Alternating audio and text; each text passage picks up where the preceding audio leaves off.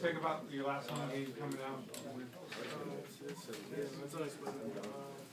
To have my family here, you know, right on to my family for the first time, my last time. You know, a lot of emotions going through. You know, I appreciate all the support that I've gotten from my team, from the fans, from the coaches. You know, all kind of just hit me, and it's just something that's unexplainable. You know, this atmosphere, this place is just something that's like no other. You know, I'm just really happy that I chose to come in. Is it more emotional before the game when you're walking out with your parents, or after when all the fans come on the field? You know, it's definitely hard. You know, but you know, I would have to say before. You know, because like I said, my family, seeing my mom, my dad, and the people that's been there with me throughout not only my college career but my football career, you know, since the start. And you know, it's just really, I'm really blessed. I'm truly blessed, and I'm honored to even be able to play on the field. I remember on Monday we talked about, you know, the possibility of you leaving that legacy, leaving your mark on this program.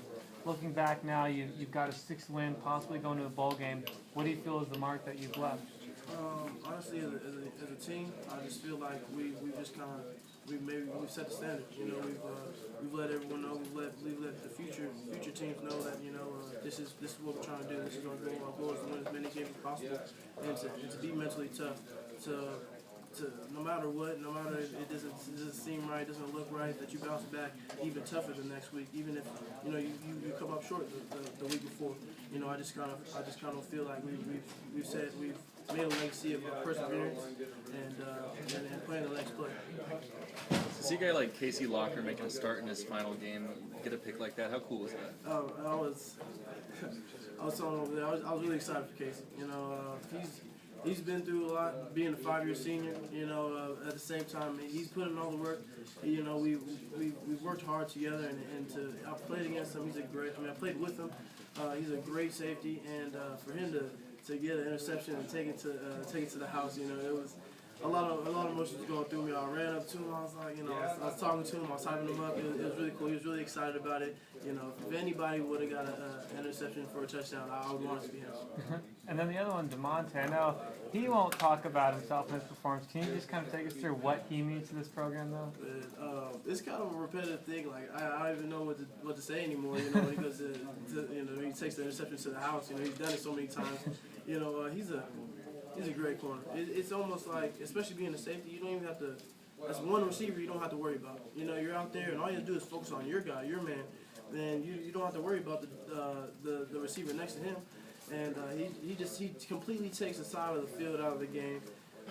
A lot of people don't give him enough credit. He's an underrated corner, and I'll be the first to say it. You know, they underestimate his speed. He has a lot more speed than people understand. He's a lot more quick than people understand. He's a great all-around player. He practices hard. He puts his heart on the field each and every time, each and every day, and it's an honor to play with him. It's an honor to play with him. Dan, you've been through a lot in your time here. You hear those words, bowl eligible. I mean, that's got to feel. What's the mood of like the team and the locker room and all that? It sounds good. You know, it sounds great. You know, it's serious words I haven't heard from here in a while. You know, but at the same time, you know, that's only being eligible. You know, we're not guaranteed anything, and we're gonna attack the next week like Coach Leash wants us to. We're gonna attack this, and we're gonna come out there with our heads on fire. Their quarterback would just miss badly on a number of throws, and then he'd throw 30 yards on a dime. Can that be kind of tough to deal with an inconsistent quarterback in some ways? You know, it's definitely hard. You know, I wasn't complaining about the incompletion, you know, but it was more of just like out of nowhere. You know, he'll throw something, you know, right there, that corner route, right there on the sideline, you know, for completion. But you know, something you don't really have control over. You know, all you can do is just try to play as good as defense as you can. And, you know, luckily, you know, we came out on top. What adjustments did you guys make throughout the game, during the running game? I mean, York did really well in the first half, and you guys were able to settle in a little bit. What adjustments did you guys make? It wasn't really adjustments. It was more of just a decision, you know, to just tackle him. You know, you gotta understand, this is a 225, 30-pound back. You can't just dive at his legs and expect him to go down. So, you know, in the halftime, going to the locker room, we made a decision. hit him hard, and hit him high, and so everyone's gonna rally to him or to the ball, and everyone got your back. So that's what we really focus on. And going into UW, you guys are facing Bishop Sankey, top running back in the country. Are you guys gonna take that mentality going into Apple Cup? You know, we're gonna, of course, you know, we're gonna go in there, we're gonna attack the ball, we're gonna play aggressive Cougar defense. It doesn't really matter who it is, or you know, he's a great running back. Doesn't in any way, shape, or form. You know, I'm not downplaying how good of a running back he is, but at the end of the day, we're gonna play the football that we know how to play, and you know, that's Cougar defense, aggressive, you know, strong, and always run to the ball. How does SC Stadium compare to some of the other places that you play? You know, I would, if I knew, I'd tell you. I've never played there before, actually. So, you know, it's because they had all the renovations and stuff. So we always played over at CenturyLink or our house. So this is gonna be the first time me playing in the stadium. But from what I've heard, it's a loud stadium. They're right over top of you. So, you know, we just gotta make sure that we communicate. You know, good communication. Make sure we harp on that throughout practice. And get the call from the coach right after the play. Yeah. Was there anything in particular that kept you guys hanging in after the Arizona State game, which was on the heels of the Oregon game, Oregon State? You were really in a bad streak at that point. Yeah. It was the coaches. You know, if I'm gonna be honest, it was the coaches and leaders like Daryl Monroe. You know, it was the coaches harping on the same thing, never changing what their game plan is, never changing what they're telling us, the values that they're telling us.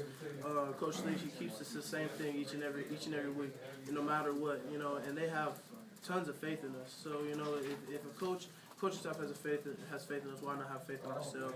Like I said, Daryl Monroe, Connor Halliday, leaders like that, it's kind of hard to get down on yourself, you know. So that whole streak, it didn't mean nothing to us, you know, because we're gonna come back and we'll come back stronger and play for the guy next to us. So number one thing you're gonna miss about playing in Martin Stadium?